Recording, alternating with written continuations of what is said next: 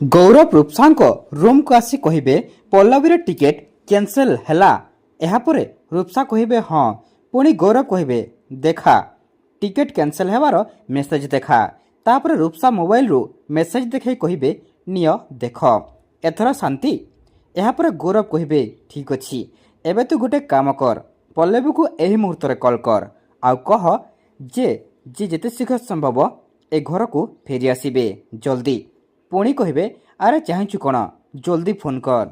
अरे पल्लवी मते बाध्य करी मो ठारू वचन जदि नहीं नथान्ते ताहेले एते ए काम करने को पड़ी नथान्ता। मु निजे जाई पल्लवी को सांगरे धरी चली आसी थांती। खाली मो हाथ बंधा हेछि बोली तते ए काम करने को पड़ुछि।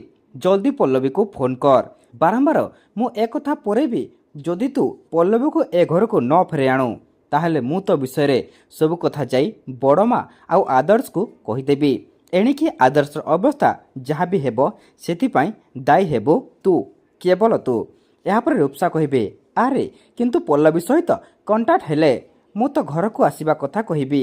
एई तो देख टिकेट कैंसल हो जाइछि बोली मेसेज भी ता पाखकु पठै दैछि, किंतु ता मोबाइल रे एपर्यंत मेसेज डिलीवर होई नाही कारण मोबाइल से ऑन करिनी। पल्लवी ए पर्यंत ता मोबाइल स्विच ऑफ करी रखिछि। कौन सेटा भी मो दोष? तापर गौरव निजे पल्लवी को कॉल करिवे।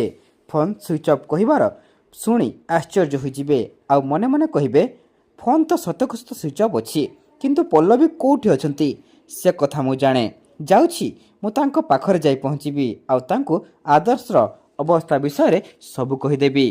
तापरे सियोर सी मते मो वचन मुक्त करदेबे आ मो सांगरे एठिके निश्चय फेरी आसीबे। हाँ, तापरे गौरव सेठारे चली जिबे। तापरे रूपसा पल्लवी को कॉल करिवे। तापरे पल्लवी कॉल उठाई कहिबे हेलो। पुणी रूपसा कहिबे सुन आज पाई तोर जो फ्लाइट टिकेट हेतिला सेटा मु कैंसिल कर देछि, किंतु चिंता करनी आसंता काली मु पुणी टिकेट ऑनलाइन बुक कर देछि।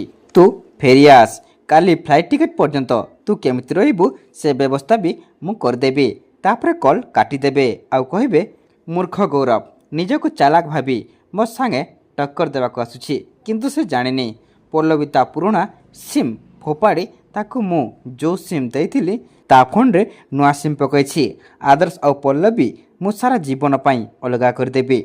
मते एबे खुशी खबरटा डैड को जणा देबाक पड़िबो। तो दर्शक बंधु गौरव कोन पल्लवी को फेरे आनिबे? जदि हाँ ताहेले कमेंट करी निश्चित भावे जणा।